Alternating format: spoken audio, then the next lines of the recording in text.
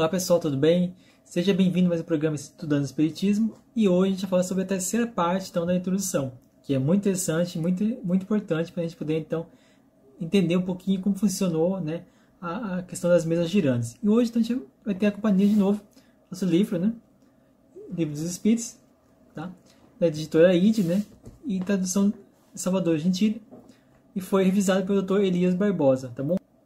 Allan Kardec fala o seguinte: a doutrina dos espíritos, ou seja, a doutrina espírita, como toda coisa nova, tem seus adeptos e seus contraditores, ou seja, pessoas que são oposição, né, ao espiritismo. Vamos procurar responder a algumas das objeções destes últimos, examinando o valor dos motivos sobre os quais eles se apoiam, ou seja, os contraditores, né? Sem ter, todavia, a pretensão de convencer a todos, porque há pessoas que creem ter a luz sido feita para elas, somente. E isso é muito verdade. No dia de hoje, tem muitas pessoas aqui que acham que o mundo gira ao redor dela, né? Então, por que Allan Kardec colocou essa questão, né? E é muito interessante. Allan Kardec aborda essa primeira exposição de forma a buscar elucidar os seus contraditores, né? Mas ele não se preocupou em tratar com aquelas pessoas que são oposição ao espiritismo, que tenham aquela intenção leviana, que a intenção maliciosa, que as pessoas totalmente materialistas e que não possuem nenhuma forma de querer aceitar ou concordar ou tentar estudar e compreender o porquê que as mesas girantes estão ali operando na Europa, né, na América naquela época. Na época que Kardec estava aqui encarnado. Então, o Kardec se preocupou somente em trabalhar, em tentar estudar, ajudar as pessoas que estão buscando compreender. Só que as pessoas que tinham boa fé, as pessoas que queriam realmente, não compreendiam o fenômeno, né, das mesas girantes, não tinha crença no fenômeno em si, porém, tinham boa fé, tinham interesse sim, em saber, entender como funcionava, por que funcionava, por que as mesas girantes estão fazendo aquelas reações, fazendo aquelas ações daquela forma. Então, baseado nisso, o Kardec então, se preocupou em elucidar essas pessoas. Kardec também se preocupou em explicar aquelas pessoas que estavam imparciais, aquelas pessoas que buscavam entender o fenômeno, ou seja, aquelas pessoas que não sabiam o que estava acontecendo, por que acontecia, mas elas eram facilmente, né, poderiam crer e entender se alguém explicasse o fenômeno para elas, né? Então, essas pessoas, elas não tinham uma ideia pré-concebida, elas não tinham uma ideia fixa, não tinha aquele pensamento fixo, não, isso não é verdade, pronto, acabou. Como os materialistas têm. Os materialistas têm um pensamento fixo, onde tudo que foge do alcance, do controle deles, não é verdade. Então, para esse tipo de pessoas, o Kardec não se preocupou em elucidar, em explicar. Então, porque é perda de tempo. Você vai tentar explicar para o materialista que há vida após a morte. Ele não vai acreditar. Por mais que você fale tudo, você prove, comprove, mostre, desenhe, não importa. Ele não vai acreditar e ponto final. Então, não se deve perder tempo com esse tipo de pessoa. É isso que o Kardec colocou aqui. Então, Kardec prossegue falando o seguinte: designaram-no vulgarmente sob o nome de mesas girantes, ou dança das mesas. Esse fenômeno, que parecia ter sido observado primeiro na América, ou antes, né, que se renovou nesse continente, porque a história prova que ele remonta à mais alta antiguidade, se produziu acompanhado de circunstâncias estranhas, tais como os ruídos insólitos e pancadas sem causa ostensiva conhecida. Então, o que Kardec colocou aqui é o seguinte, que o fenômeno das mesas girantes sempre ocorreu, e ocorreu muito antes, né, do espiritismo estudar, porque foi sempre que o homem existiu, a mediunidade existiu, ou seja, a mediunidade sempre acompanhou a criatura humana. Então, desde que houve os primeiros homens aqui na Terra, a mediunidade já estava presente. Então, essas coisas, essas mesas girantes, esses ruídos, né, esses efeitos materiais, efeitos físicos, sempre ocorreram na Terra. Então, esse fenômeno das mesas girantes não era nenhuma novidade na época. Podia ser novidade para alguns, mas como Kardec estudou bastante sobre essa questão, ele verificou que na antiguidade, desde a antiguidade, isso já acontecia de forma menos ostensiva e mais privativa. Porque na época que Kardec estava estudando as mesas girantes, já tinha então, o fenômeno já tinha tomado uma proporção muito grande. E era comum, né, em várias casas, em vários ambientes, existia esse fenômeno. Né? A gente vai ver daqui a pouquinho isso aí. Então, esse fenômeno apenas se intensificou no período de Kardec, como a gente falou agora. Né? Para que ele pudesse ser chamado a atenção dele, ou seja, os espíritos utilizaram esse fenômeno para poder chamar a atenção de Kardec, para que Kardec pudesse estudar e então começar a codificar o espiritismo. Então, esse era o objetivo dos espíritos através das mesas girantes, chamar a atenção de Kardec. É fato que com o tempo a Europa, né, em si, essas mesas girantes foram tomando então as casas de shows, né, as casas de diversão, onde as pessoas ali faziam perguntas, né, inúteis, faziam questionamentos. Vou casar, fulano vai casar, fulano vai morrer, vou ser rico, vou ser pobre, posso investir em tal banco. Perguntas inúteis que não tinham nada a acrescentar de positivo para a coletividade, não ser as suas próprios interesses. Então, o fenômeno, né, em si, ele tomou essas proporções, a forma que as casas de show criaram, então, todo esse elo de diversão, de entretenimento, aonde buscou, através disso, né, utilizar esse recurso para poder chamar a atenção das pessoas. As pessoas ali consumir a bebida alcoólica, poder consumir ali os interesses, né, dos vícios químicos, os interesses da coletividade daquela época, que hoje também não é muito diferente, né? Então, isso foi levando, né, ao descrédito muitos dos fenômenos. Porque algumas pessoas, né, com o tempo aí, acabam perdendo esse interesse, como vocês vão ver daqui a pouquinho. Então, o fenômeno retoma a noção da normalidade. E é nessa época que Kardec, então, começa a questionar, faz os primeiros questionamentos referente aí a que estaria por trás esse fenômeno, dessa mesa girante. Né? Então, Kardec prossegue falando o seguinte: se esse fenômeno tivesse sido limitado ao movimento dos objetos materiais, poderia se explicar por uma causa puramente física. Estamos hoje de conhecer todos os agentes ocultos na natureza. Isso é verdade. Por quê? Na época de Kardec, a ciência não tinha o conhecimento que nós temos hoje. Mas ainda assim, hoje, nós não temos ainda conhecimento de algumas leis, algumas regras, alguns agentes ocultos que existem na natureza e no universo. Por causa disso, então, como aquela época de Kardec era muito mais limitada ao alcance, o desenvolvimento da ciência, então Kardec se sentia limitado. Dentre as questões levantadas por Kardec, como uma possível explicação primária para o fenômeno, né, esse fenômeno ele foi explicado, né, de forma primária, à primeira vista, primeiro estudo de Kardec, é que essa mesa girante estava sofrendo uma influência da eletricidade, né, do fenômeno elétrico, ou seja, e também de outros recursos que eram desconhecidos da ciência naquela época, porque naquela época não tinha conhecimento muito amplo da ciência, né? Então a ciência se apoiava na teoria do uso da eletricidade, da estática, e com a reunião das pessoas que estavam em volta da mesa, porque a mesa estava aqui, né? As pessoas colocavam a mão em cima, né? Então a mesa fazia ali todo a sua dança, né? Como diz, dança das mesas, né?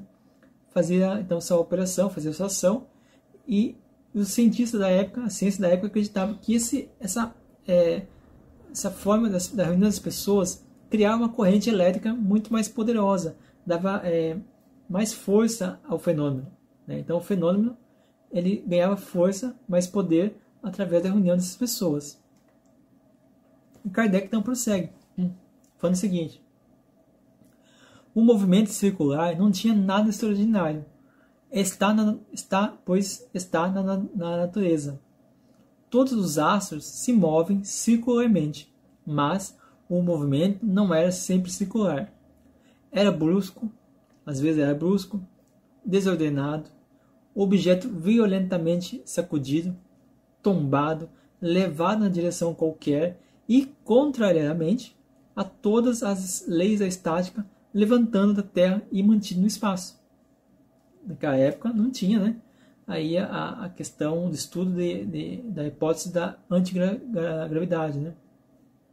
Então, a gente pode perceber que as mesas girantes, normalmente trabalhavam, elas giravam de forma desordenada. Não tinha um padrão.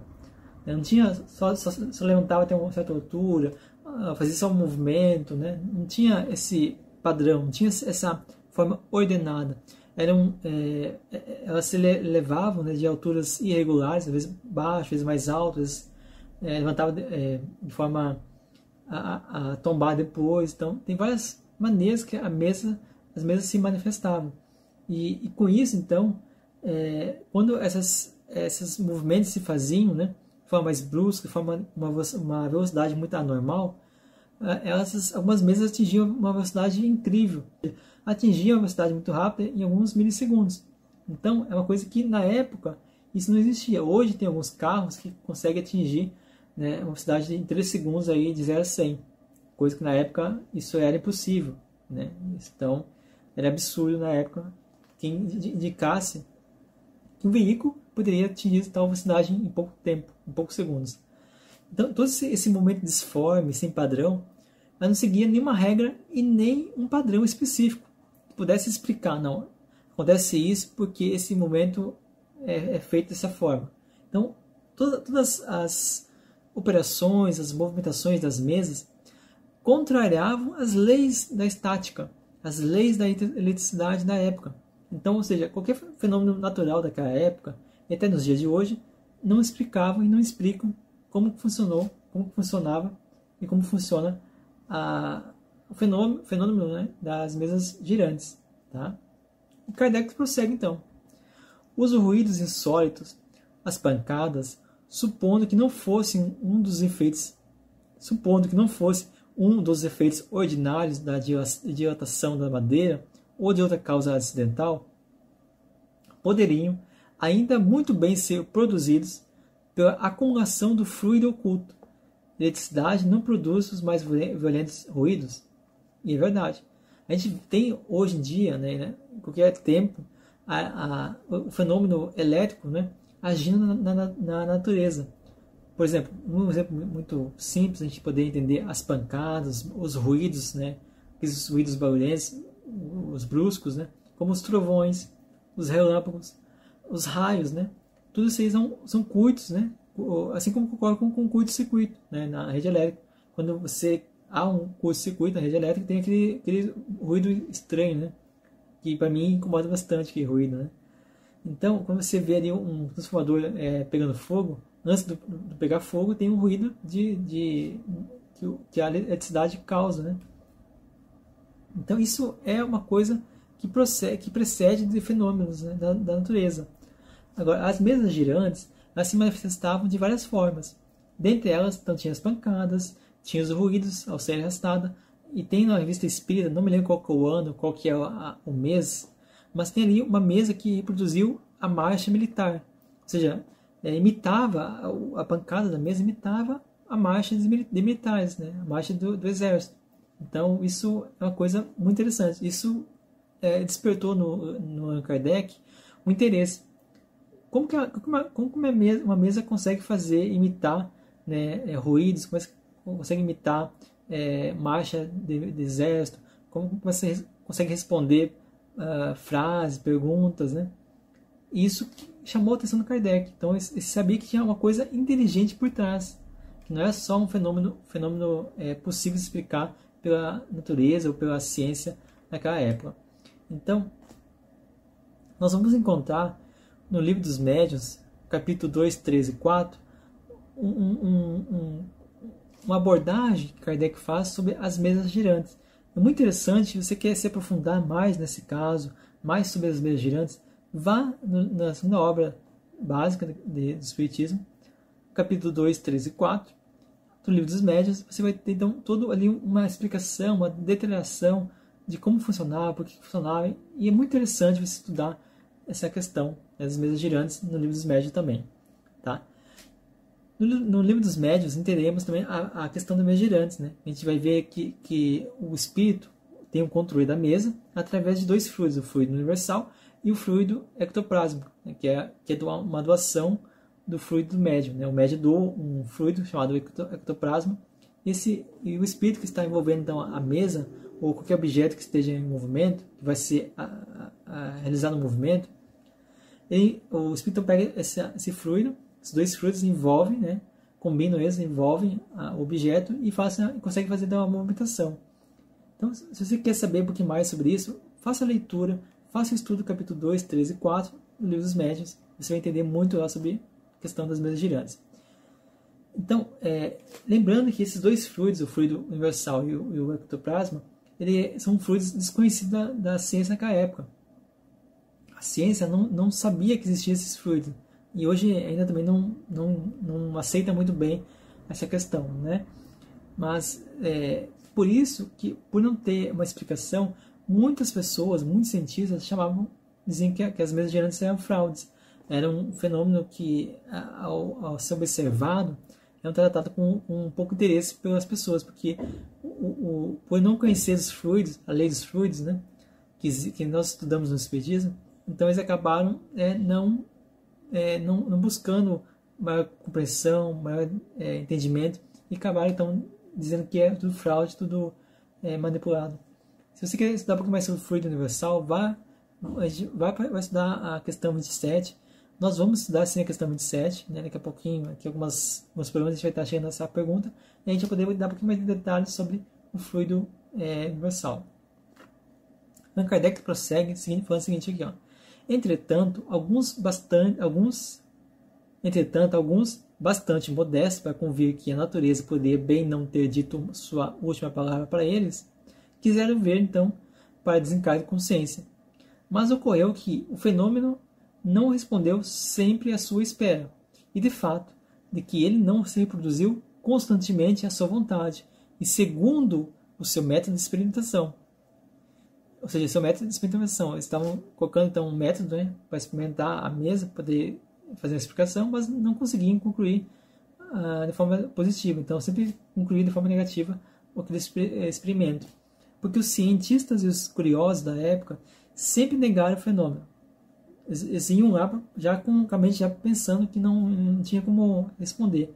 Alguns poucos iam lá de forma imparcial e estudavam o fenômeno na época. Só que usavam metodologia, usavam experimentos que buscassem um resultado X. Só que os espíritos não queriam trazer esse resultado X. Por quê? Porque as expectativas de muitos, ou seja, a grande maioria dos cientistas, era que eles tivessem uma resposta da forma como eles desejavam, poder explicar da forma que eles desejavam. Então, com isso, havia então uma questão de arrogância, vaidade, orgulho de maioria dos cientistas, maioria dos curiosos que iam tentar explicar o fenômeno, né?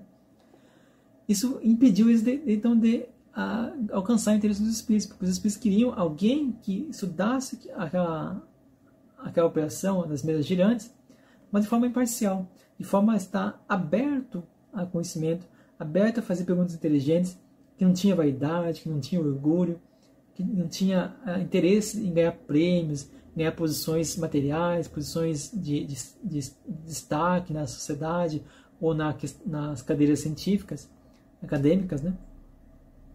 Então por isso que atraíram a presença de Kardec, para que Kardec explicasse, porque não tinha nenhum interesse, né, de ter esse status. Então, por isso que muitos cientistas, muitos estudantes sobre as mesas girantes desistiram do fenômeno, colocar como fraude, como algo manipulado.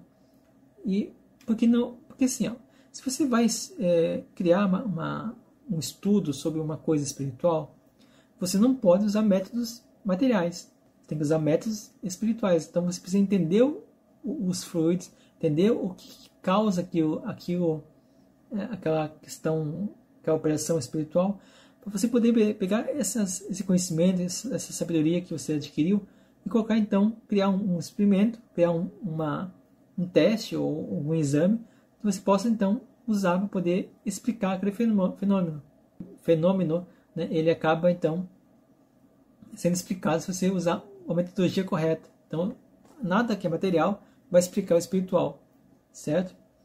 E segue então Kardec falando o seguinte: porque os fenômenos de eletricidade e de química não estão subordinados a certas condições, deve-se negá-los porque se não produzem fora dessas condições. Então, é o que nós acabamos de falar. Kardec fez essa questão muito, muito importante, porque como os observadores não conseguem entender o processo, não conseguem colocar o processo de forma espiritual, de forma a não usar a metodologia material, então o que resta para eles é negar. Porque esses experimentos que eles tiveram, que eles buscaram, não atenderam as expectativas deles. Ou seja, não conseguiram produzir fora das situações, das condições que eles desejariam ou esperavam. Então, com isso, não conseguiam então, controlar o fenômeno, né? Ou seja, porque quando você vai fazer um experimento em laboratório, quando você vai reproduzir isso, você tem o controle total daquilo, do que experimento, daquele teste. Então, se você não tem o controle, fica difícil você estudar, você avaliar, você estudar e compreender como funciona a questão. Como os fluidos universal e o ectoplasma não era conhecido na época, então eles não conseguiriam jamais produzir isso em laboratório, né? Então, dessa forma, não conseguiria então explicar a causa e como que isso acontecia, como que as mesas giravam, como que as mesas se comportavam de forma anormal, né? Então, todos aqueles que negaram esse fenômeno, né, estavam diante de uma nova lei, a lei dos fluidos, pois não tiveram paciência e o interesse possível, simplesmente por não conseguirem explicar, não conseguirem acompanhar a evolução do fenômeno, né? Então, por causa disso, se deram então, muito descrédito, né? E por causa disso, então, acabou limitando o estudo, né, só a Kardec. Até porque Kardec, né, era o codificador que foi escolhido, né, pelos espíritos para poder estudar o espiritismo, para criar a codificação espírita. Segue Kardec. Mas objetam certas pessoas com frequência a fraude evidente. Ou seja, com frequência a fraude evidente. Por que isso ocorreu? Muito simples. Como poderiam as pessoas comprovarem a fraude? Se não encontrar entendimento expressivo e tampouco encontrar qualquer evidência que causava o fenômeno, e tinham vontade alheia aos participantes e os observadores. Como então que alguém poderia comprovar, dizer que aquilo é fraude? Não, então, essas pessoas que diziam com frequência que não tinha evidência, que é uma fraude, porque elas não tinham, como já falamos, o controle, não tinha como fazer com que o fenômeno, né, se comportasse da maneira que eles queriam, ou seja, não seguia as suas expectativas. Então, por isso sempre diziam que é fraude. Então, só porque não desconhecem, esses cientistas curiosos desconhecem o fenômeno, ou porque observam 2 ou 3 vezes ali e acaba por negar porque não consegue explicar, como é possível afirmar que isso é fraude? Houve fraude algumas vezes? Houve. Muitos salões, né, muitas casas de entretenimento, muitos lugares que reuniam pessoas para fazer esse fenômeno acontecer, e que eram, como falando no início do programa, né, eram feitas perguntas totalmente inúteis, perguntas que não tem nada de acrescentar de bom para o ser humano.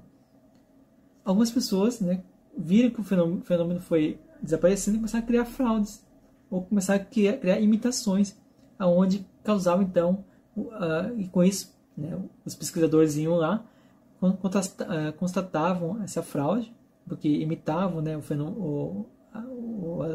a operação das mesas girantes, e com isso então acabou dizendo sempre tudo que é fraude. Se houve algumas fraudes, isso não quer dizer que isso não pode invalidar todo o fenômeno. Por que isso? Porque um exemplo disso, você poder entender melhor, vou fazer uma analogia.